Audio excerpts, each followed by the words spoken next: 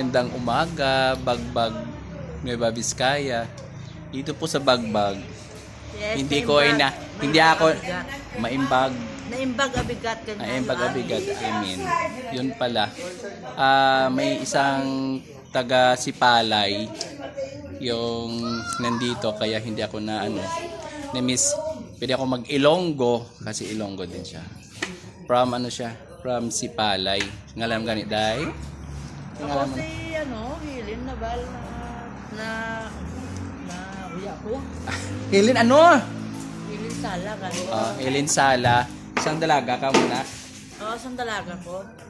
Okay. Helen Sala. Nandito sa may Bagbag, may Vizcaya. Lakal bata mo? Uy, boss kita doon para makilala ka. Uy! Ano sa mga parindi dito Ay, kaon sa monkey. Dili ka may naka-star. Di ka kasabot sulti oy.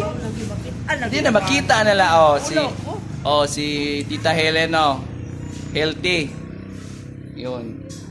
Okay lang siya diri sa Nueva Vizcaya sa Bagbag. Pumunta na lang ko sa ako mga igsoon sa nasa Negros Oriental. Negros Oriental, Dumaguete, sa Basay, sa Bayawan. Sa Negros Occidental. Pamilyano? Sala family. Pamilyano? Sala family, mga Anla family, Toledo family. Yun. Na-meet ko siya rito sa Bagbag, Nueva Vizcaya. Bindiho family. Yan, taga Negros, abang-abang i-post ko to. Yan, okay lang siya dito sa Nueva Vizcaya.